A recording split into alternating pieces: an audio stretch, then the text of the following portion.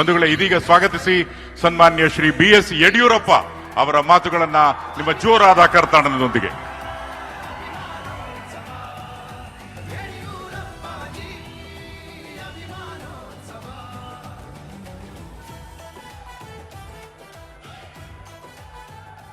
ಭಾರತ್ ಮಾತಾ ಕಿ. ಮಾನ್ಯ ಪ್ರಧಾನಿ ನರೇಂದ್ರ ಮೋದಿಜಿ ಅವರಿಗೆ, ಅಮಿತ್ ಶಾ ಜಿ ಅವರಿಗೆ ಭಾರತ್ ಮಾತಾ ಕಿ. ವೇದಿಕೆ ಮೇಲಿರುವಂತ ಸಮಸ್ತ ಪೂಜ್ಯ ಮಠಾಧೀಶರ ಮತ್ತು ಜಗದ್ಗುರುಗಳಿಗೆ ನನ್ನ ಭಕ್ತಿಪೂರ್ವಕ ಸಾಷ್ಟಾಂಗ ನಮಸ್ಕಾರವನ್ನು ಅರ್ಪಿಸುತ್ತಾ, Honorable Home Minister Shri Amit Shah ji and I beloved people of Karnataka, this day is not a celebration of an individual. It is a celebration of 5 decades of our shared journey of struggles faced together, victorious earned together, and enduring both with the people of Karnataka. From the streets of Shikaripura to the steps of Vidhana Saudha, my journey has been shaped by the tireless efforts of our Karyakartas and the blessings of our farmers. I stand here today with a heart full of gratitude. ಇದು ನನ್ನ ಜೀವನದ ಪರ್ವ ದಿನ, ನಿಮ್ಮ ಅಭಿಮಾನದಲ್ಲಿ ನನ್ನನ್ನು ತೇಲಿಸಿದ ದಿನ. ನನ್ನ ಪ್ರೀತಿಯ ಕರುನಾಡ ಜನತೆಗೆ ನನ್ನ ಪ್ರೀತಿಯ ಕೃತಜ್ಞತೆಯ ನಮಸ್ಕಾರ. ಇದು ನನ್ನ ಕೃತಜ್ಞತೆ ಹೇಳುವ ಕಾಲ. ಬಂಧುಗಳೇ, ಇಂದು ನಾನು ರಾಜಕಾರಣಿಯಾಗಿ ನಿಂತಿಲ್ಲ. ಇಂದು ನಾನು ನಿಮ್ಮೆಲ್ಲರ ಬಂಧುವಾಗಿ, ನಿಮ್ಮೆಲ್ಲರ ಹೆತ್ತು ಬೆಳೆಸಿದ ಮಗನಾಗಿ ನಿಮ್ಮೆದುರು ನಿಂತಿದ್ದೇನೆ.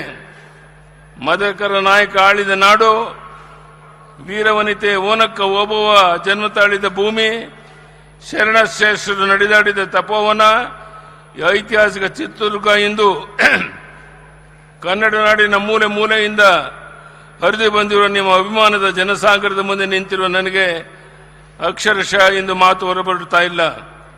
50 ವರ್ಷಗಳು ನಿಮ್ಮೊಂದಿಗೆ ಕಳೆದ ಸಂದರ್ಭವನ್ನ ಈ ರೀತಿ ಅಭಿಮಾನದ ಹೊಳೆಯಲ್ಲಿ ನನ್ನನ್ನು ತೋರಿಸಿ ಸಡಗರ ಪಡುತ್ತಿರುವುದಕ್ಕೆ ನಾನು ಜನ್ಮಾಂತರಕ್ಕೂ ನಿಮಗೆ ಋಣಿಯಾಗಿದ್ದೇನೆ.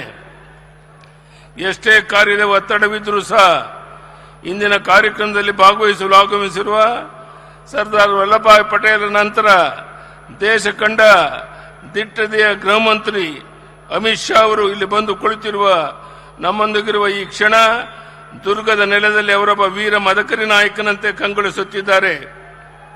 ಏಕೆಂದರೆ ದೇಶ ಕಂಡಂತಹ ಶ್ರೇಷ್ಠ ಪ್ರಧಾನಿ ಸ್ವಾತಂತ್ರ್ಯಾನಂತರ ಭಾರತವನ್ನು ಮುಗಿಲೆತ್ತರಕ್ಕೆ ಕೊಂಡೊಯ್ಯಲು, ವಿಶ್ವದ ಮುಂಚೆಲೆಗೆ ಭಾರತವನ್ನು ಮೊದಲ ಸ್ಥಾನದಲ್ಲಿ ನಿಲ್ಲಿಸಲು ಸಂಕಲ್ಪ ತೊಟ್ಟು ದುಡಿಯುತ್ತಿರುವ ನಮ್ಮ ನೆಚ್ಚಿನ ಪ್ರಧಾನಿ ನರೇಂದ್ರ ಮೋದಿ ಅವರಿಗೆ ಹೆಗಲು ಕೊಟ್ಟು ರಾಷ್ಟ್ರವನ್ನು ಉಳಿಸುವುದಕ್ಕೆ ಅಮಿತ್ ಶಾ ಜಿ ಅವರ ಅನರ್ಷೆ ದುಡಿತಾ ಇದ್ದಾರೆ.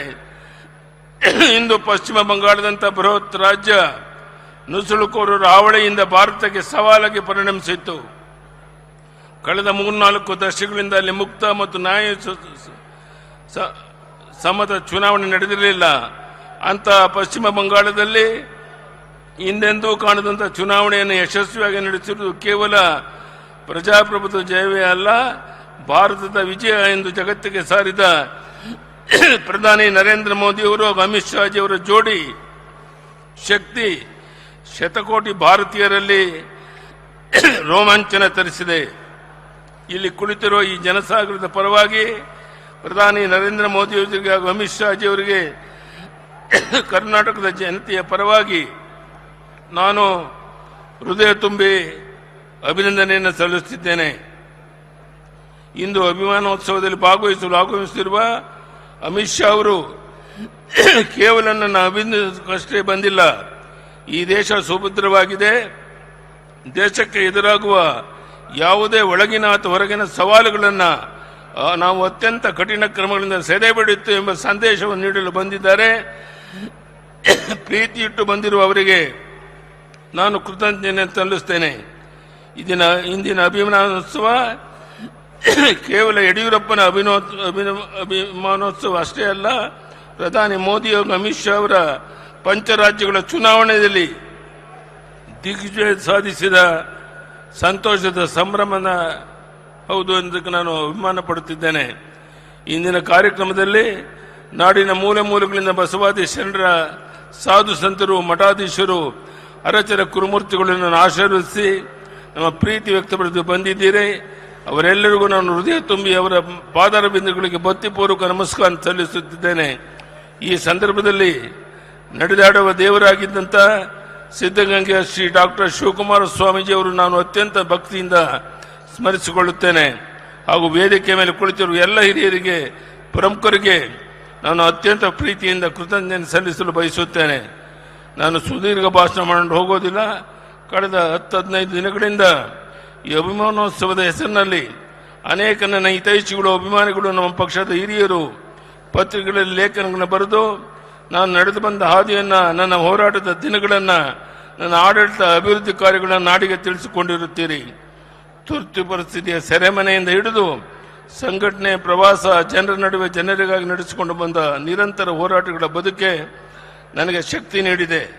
ನಾನು ಇಷ್ಟೇ ಹೇಳ ಬಯಸಿದ್ದೇನೆ, ನಿಮ್ಮ ಯಡಿಯೂರಪ್ಪ ಚಿನ್ನದ ಚಮಚವನ್ನು ಇಟ್ಟುಕೊಂಡು ಸಾರ್ವಜನಿಕರ ಬಗ್ಗೆ ಬರಲಿಲ್ಲ. ಸಾಮಾನ್ಯರಲ್ಲಿ ಸಾಮಾನ್ಯನಾಗಿ ಅನಿರೀಕ್ಷಿತ ತಿರುವುಗಳಾಗಿ ನಾನು ಈ ನಾಡಿನ ಜನರ ಸೇವೆಗೆ ಸಮರ್ಪಣೆಗೊಂಡವನು. ಭೂಕೇರಿಯಲ್ಲಿ ಜನ್ಮ ತಾಳಿ ಶಿಕಾರಿಪುರವನ್ನು ಕರ್ಮಗಿಸಿಕೊಂಡು ಸಂಕಷ್ಟದ ರೈತರ ಸಮಸ್ಯೆಗಳು, ನೊಂದ ಬಡವರ ಜನತೆಗಾಗಿ, ನನ್ನ ತಾಯಂದಿರ ಸಹೋದರರ ಕಣ್ಣೀರು ಒರೆಸುವ ಯೋಜನೆಗಳನ್ನು ರೂಪಿಸುವುದಕ್ಕಾಗಿ ಅಕ್ಕ ಮಹಾದೇವ ಹುಟ್ಟಿದ ಶಿಕಾರಿಪುರದಿಂದ ಬಂದು ಲಿಂಗ ಸಮಾನತೆಯ ಎತ್ತಿ ಹಿಡಿಯಲು ಹೆಣ್ಣು ಶಿಶುಗಳನ್ನು ಭ್ರೂಣ ಹಂತದಲ್ಲೇ ರಕ್ಷಿಸಲು ಭಾಗ್ಯಲಕ್ಷ್ಮಿ ಯೋಜನೆಯನ್ನ ತಂದದ್ದು ನನಗೆ ಸಾರ್ಥಕ ಭಾವನೆ ಮೂಡಿಸಿದೆ. ನನ್ನಿಂದ ಸಾಧ್ಯವಾದಷ್ಟು ಅನ್ನದಾತನ, ರೈತನ ಕಣ್ಣೀರು ಒರೆಸುವ ಪ್ರಾಮಾಣಿಕ ಪ್ರಯತ್ನ ಮಾಡಿಕೊಂಡು ಬಂದಿದ್ದೇನೆ. ರೈತರಿಗಾಗಿ ಪ್ರತ್ಯೇಕ ಕೃಷಿ ಬಜೆಟ್ ಮಂಡಿಸಿದ ಸಾರ್ಥಕತೆಯನ್ನು ನಾನು ಎಂದಿಗೂ ಮರೆಯಲಾರೆ. ಸದ್ಯ ಸುರಕ್ಷಿತ ನಮ್ಮ ರೈತರಿಗೆ ಬಡ್ಡಿ ರಹಿತ ಸಾಲ, ರಾಜ್ಯದ ನೀರಾವರಿ ಯೋಜನೆ ಶಕ್ತಿ ಮೀರಿ ಕೆಲಸ ಮಾಡಿದ್ದೇನೆ. ನನ್ನ ಜೀವನವೇ ಹೋರಾಟದ ಜೀವನ. ಹೋರಾಟ ಮತ್ತು ಸಂಘಟನೆಯನ್ನು ತಪಸ್ಸು ಎಂದು ಸ್ವೀಕರಿಸಿದವನು. ಇದಕ್ಕೆ ಮಾರ್ಗದರ್ಶನ ತೋರಿದ್ದು ನನಗೆ ಸಂಸ್ಕಾರವನ್ನು ನೀಡಿದ ರಾಷ್ಟ್ರೀಯ ಸ್ವಯಂ ಸೇವಕ ನಾನೊಬ್ಬ RSS ಕಾರ್ಯಕರ್ತ ಹೆಮ್ಮೆ ಪಡುತ್ತೇನೆ. ಅಧಿಕಾರದ ಬೆನ್ನತ್ತಿ ಹೋರಾಟ ಕೇಳಿರಲಿಲ್ಲ. ಮುಖ್ಯಮಂತ್ರಿಯ ಕನಸಂತೂ ಎಂದೂ ಕಂಡಿರಲಿಲ್ಲ. ಆದರೆ ಪುರಸಭೆಯಿಂದ ವಿಧಾನಸಭೆಯವರಿಗೆ, ವಿರೋಧ ಪಕ್ಷದ ಸ್ಥಾನದ ಮುಖ್ಯಮಂತ್ರಿ ಸ್ಥಾನದವರೆಗೆ ತಲುಪಲು ನಾಡಿನ ಜನತೆ ನನ್ನ ಬೆಳೆಸಿದರು, ಹರಿಸಿದರು. ಇದಕ್ಕೆ ಕಾರಣ ಯಡಿಯೂರಪ್ಪ ಅಧಿಕಾರದ ರಾಜಕಾರಣದಿಂದ ಬರಲಿಲ್ಲ, ಜನರ ಸಂಕಷ್ಟವನ್ನು ಪ್ರತಿನಿಧಿಸಿ ರೂಪಿಸಿದ ಹೋರಾಟಗಳಿಂದ ಮೇಲೆದ್ದು ಬಂದವನೆಂಬ ಕಾರಣಕ್ಕಾಗಿ. ಅಣ್ಣ ಬಸವಣ್ಣ ಹೇಳಿದ ಇವ ನಾರವ ಎಂದು ಜನ ಕೇಳಲಿಲ್ಲ. ಯಡಿಯೂರಪ್ಪ ಇವ ನಮ್ಮವ ಎಂದು ಪ್ರೀತಿಯಿಂದ ಅಪ್ಪಿ ಆಶೀರ್ವದಿಸಿದ ಪರಿಣಾಮವಾಗಿ 50 ವರ್ಷಗಳ ನನ್ನ ಪಯಣ ಸಾರ್ಥಕವಾಗಿ ಪೂರ್ಣಗೊಳ್ಳಲು ಕಾರಣವಾಗಿದೆ. ಇಂದು ಪ್ರಧಾನಿ ನರೇಂದ್ರ ಮೋದಿ ಅವತಾರ ಪುರುಷದ ರೀತಿಯಲ್ಲಿ ಜನ್ಮವೆತ್ತಿ ಬಂದಿದ್ದಾರೆ. ಪ್ರಧಾನಿ ಹುದ್ದೆಯಲ್ಲಿ ಕುಳಿತು ರಾಷ್ಟ್ರವನ್ನು ಮುನ್ನಡೆಸುತ್ತಿದ್ದಾರೆ. ಅಮಿತ್ ಶಾ ಅವರು ಮೋದಿಜಿಯವರಿಗೆ ಹೆಗಲಾಗಿ ನಿಂತಿದ್ದಾರೆ. ಕೇಂದ್ರದ ಸಂಪುಟದ ಅನೇಕ ಸಚಿವರು ಈ ಪಡೆಯಲಿದ್ದಾರೆ. ರಾಷ್ಟ್ರೀಯ ಅಧ್ಯಕ್ಷರಾಗಿ ನಿತಿನ್ ನಬೀನ್ ಅವರನ್ನು ನೇಮಿಸುವ ಮೂಲಕ ಯುವಶಕ್ತಿಗೆ ಪ್ರೇರಣೆ ನೀಡಿದ್ದಾರೆ. ರಾಷ್ಟ್ರೀಯ ಮಟ್ಟದಲ್ಲಿ ಸಂಘಟನೆಗೆ ಸಂತೋಷ್ ಜಿ ಅವರನ್ನು ಸಮರ್ಪಿಸಿಕೊಂಡಿದ್ದಾರೆ. ಈ ದೇಶ ನಂಬರ್ 1 ಸ್ಥಾನಕ್ಕೆ ಏರಬೇಕಾದರೆ ಪ್ರಧಾನಿ ನರೇಂದ್ರ ಮೋದಿ ಅವರು ಕನಿಷ್ಠ ಇನ್ನೂ 10 ವರ್ಷವಾದರೂ ಈ ದೇಶವನ್ನು ಮುನ್ನಡೆಸಬೇಕಾಗಿದೆ.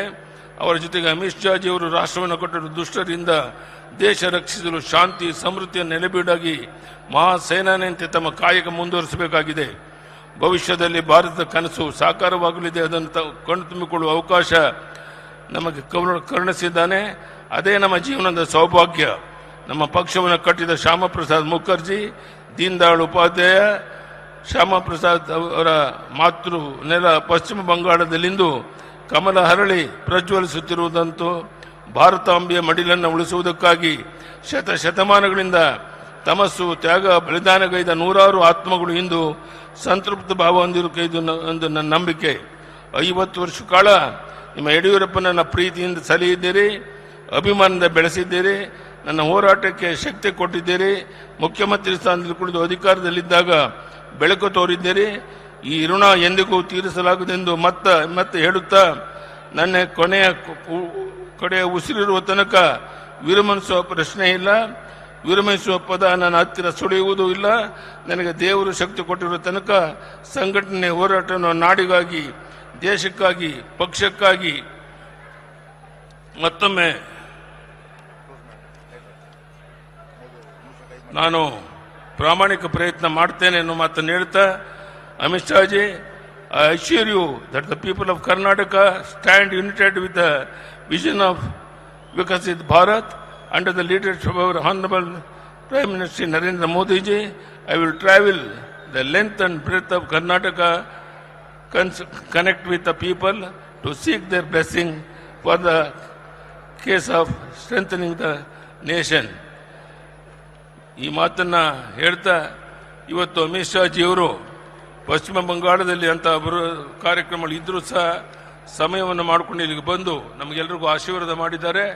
ನಾನು ಅವರಿಗೆ ಮತ್ತೊಮ್ಮೆ ಅಭಿನಂದನೆಯನ್ನು ಸಲ್ಲಿಸ್ತಾ, ನಾನು ಕೊನೆಯದಲ್ಲಿ ಕೈ ಜೋಡಿಸಿ ನಿಮ್ಮಲ್ಲಿ ಪ್ರಾರ್ಥನೆ ಮಾಡುವಂಥದ್ದು, ತಾವು ಹೋಗಬೇಕಾದ್ರೆ ತುಂಬ ಶಾಂತ ರೀತಿಯಲ್ಲಿ ಬಸ್ಸುಗಳಲ್ಲಿ ಹೋದಾಗ ಯಾವುದೇ ಗೊಂದಲಗಳನ್ನು ಮಾಡಿಕೊಳ್ದೇನೆ, ನಾನು ಮುಂದೆ ತಾನು ಮುಂದೆ ಅಂತ ತೊಂದರೆಗೆ ಒಳಗಾಗ್ದೇನೆ ಅತ್ಯಂತ ಶಾಂತ ರೀತಿಯಲ್ಲಿ ನಿಮ್ಮ ಊರುಗಳನ್ನು ತಲುಪಬೇಕು ಅಂತ ಕೈ ಜೋಡಿಸಿ ಪ್ರಾರ್ಥನೆ ಮಾಡಿ, ಇಲ್ಲಿ ಸೇರಿರುವಂಥ ಎಲ್ಲ ಬಂಧುಗಳಿಗೆ, ವಿಶೇಷವಾಗಿ ಇಷ್ಟು ದೊಡ್ಡ ಸಂಖ್ಯೆಯಲ್ಲಿ ಸ್ವಾಮೀಜಿಗಳು ಬಂದು ನಮಗೆ ಆಶೀರ್ವಾದ ಮಾಡಿದ್ದಾರೆ. ಎಲ್ಲ ಸ್ವಾಮೀಜಿಗಳವರಿಗೆ ನಾನು ಮತ್ತೊಮ್ಮೆ ತಲೆಬಾಗಿ ನಮಸ್ಕರಿಸುತ್ತಾ ತಮ್ಮೆಲ್ಲರಿಗೂ ವಂದಿಸಿ ನನ್ನ ಮಾತನ್ನು ಮುಗಿಸ್ತೇನೆ. ಬಲೋ ಭಾರತ್ ಮಾತಾ ಕಿ. ಧನ್ಯವಾದಗಳು, ನಮಸ್ಕಾರ. ತಮ್ಮ ಮನದಾಳದ ಮಾತುಗಳನ್ನು ಶ್ರೀ BS ಯಡಿಯೂರಪ್ಪ ಅವರು ಹೇಳಿದ್ದಾರೆ. ಧನ್ಯವಾದಗಳು. ಸಮಯದ ಅಭಾವದಿಂದ ಕೂಡಲೇ ಸಿರಿಗೆರೆ ಬೃಹನ್ಮಠ ಶ್ರೀ ತರಳಬಾಳು ಜಗದ್ಗುರು ಬೃಹನ್ಮಠದ ಪರಂ ಪೂಜ್ಯ ಜಗದ್ಗುರು ಡಾಕ್ಟರ್ ಶ್ರೀ ಶಿವಮೂರ್ತಿ ಶಿವಾಚಾರ್ಯ ಮಹಾಸ್ವಾಮಿಗಳಿಂದ ಆಶೀರ್ವಚನ.